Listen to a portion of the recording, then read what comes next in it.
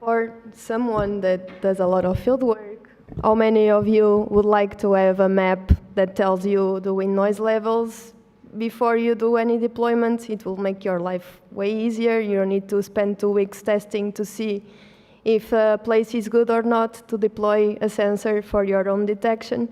So this is the first steps to actually develop this tool. Next. As many of you here know, at least 3 things for sure. First, wind noise is very annoying when you want to detect your signal of interest. So that's why we look for places with a good signal-to-noise ratio. For example, in the case of the tornado monitoring, there's a study done in Alabama that concludes the signal we are expecting for tornadoes is at least 70 dBs. And that's why we need places with noise levels that's lower than that value. So that's why we chose as a good standard, a good place is considered below 60 dBs at most % of the time. And that's what we're looking for this specific kind of monitoring. The other thing we know for sure as well is topography is one of the main influence for the wind noise turbulence, and that's why this research is concerned with trying to correlate the wind noise with topography and see how the vegetation, the canopy height, the space between the trees, the elevation is influence the wind noise patterns close to the ground. And for that, of course, first we need to collect data, and let's go with the backpacks to the field. And we spent, last year, we deployed 3 permanent arrays for the tornado monitoring in central Mississippi. And here I'm showing the analysis of just from August for 15 days, but we already analyzed also for October. Firstly, in the signal processing part, we calculate the RMS pressure levels for 2 main frequency bands. Between 1 to 10 Hertz is the band of interest for the tornado monitoring, and the band between 0.1 to 1 is the band of interest for the verification regime. And then we applied some statistics, but because wind noise is not a static process, these statistics are not really, it's just an estimation. Our results are not following any theory. It just get us an estimation. But anyway, we use the kernel density estimation, the Panechnikov, if I'm saying it right, and we calculate our probability density distribution functions, which is basically an histogram. And then we calculate the cumulative density distribution functions that give us the results that give us the clear information we want to see.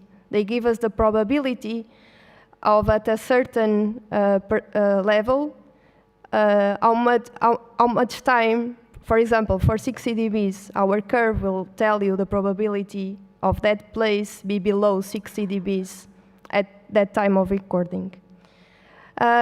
Also in process, the next step will be to correlate all these CDF values, as we call it, in every point we collect data with the local topography. And for that, in future, actually, at the end of this month, we will start to collect LiDAR data in our field station using unmanned aircraft systems, the drones. I think that's the official term, unfortunately. And also, we probably will do some satellite imagery, basically, at the end. And the main goal is to create a trained algorithm to correlate the perimeters I was telling you about the topography with these CDF values. Well, this is the 3 places in central Mississippi that we deployed the arrays, Malpus, Jordan, and Chunky. Just by describing the characteristics of the 3 of them, Malpus is located in a very dense forest, while Jordan is also in a very dense forest, but close to a main town. And Chunky is deployed in a stand of trees in the middle of the open field. And I think just by me describing them, most of you already can know what the results will be, more or less. So Malpos is our best site for sure. If we look at the blue band is from 1 to 10, most % of the time we had noise below 60 dBs. And that's perfect, that's what we're looking for. If we look at the RMS, it's very clear, the diurnal cycles. If we look at the CDFs, we see the ones from the blue band and the ones from the red band is the lower frequency band for the treaty. There's a huge difference between the noise levels. Why? It's already known that for lower frequencies, the wind noise is more turbulent. That's one reason. The second reason might be because these forests might lose its efficiency for this frequency as well, and that's what we are studying. Jordan, the next. If you look to the RMS, you immediately see it's noisier than Malpos. And there's an interesting thing. If you look at the middle of the plot, the diurnal cycles are inverted on the blue band. And we think this period was related with a county fair on the closed town. They do it in August. So, of course, it was noisier at night than in the day. But it was fun to look at the data. And then we have Ch2. Ch2 is my favorite place because we got stuck in the mud when we were deploying this site. But at the same time, it's the noisier one. If you look at the RMS of both plots, the only difference between the it's okay.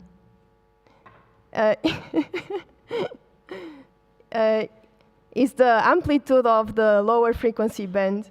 It's higher for the lower frequency band, but they are basically overlapping if we look at the RMS. And then we look at the CDFs. And we see that for the lower frequency band, is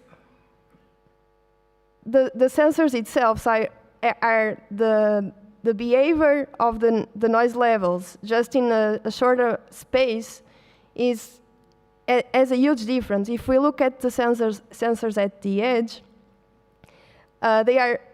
sometimes they are noisier than the ones inside the forest. So here we thought that was because they were close to the open field, but then it was not applying for all the sensors. And of course, this data is not including yet the wind noise speed and direction. So definitely, in this case, the wind will have a huge influence as well for our data. But how much better is to deploy inside the forest or outside the forest? People who do a lot of field work, we are immediately, okay, we need to deploy sensors inside the forest because the forest helps to reduce the noise. But how much better actually is the forest? So we use some data, I can go back, from the test noise they did before they deployed this array. It's just 2 CDF values. And we compared with the best the quieter spot in the Ch2 array. Of course, this data is not from the same time period. This was it's 1 year apart, more or less, so the weather was also different. But it was just to get us an idea on the gain of the noise level between the field and between the forest. So we have a difference of 10 dBs for the blue frequency band from 1 to 10, and we have a difference of 20 dBs for the 0.1 to 1 band. And this is huge. 20 dBs is a big, big, big, big difference. And this is what we are aiming to do in the future, a map that tells us how are the noise levels in a place we want to deploy, so it can help us save time and go immediately to these places to deploy sensors that we already know the noise is lower than our signal of interest.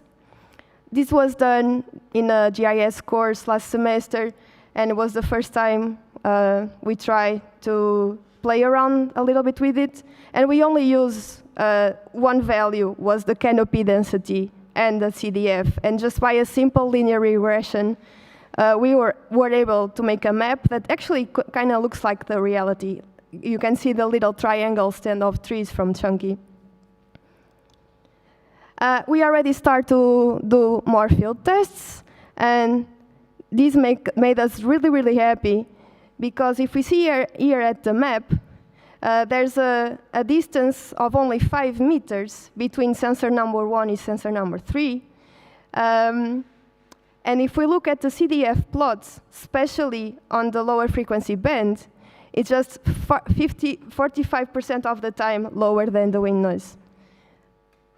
Lower than 60 dBs. And only 5 minutes is a huge difference, and I need to go because there's a broadcast coming up, so any questions later, and thank you.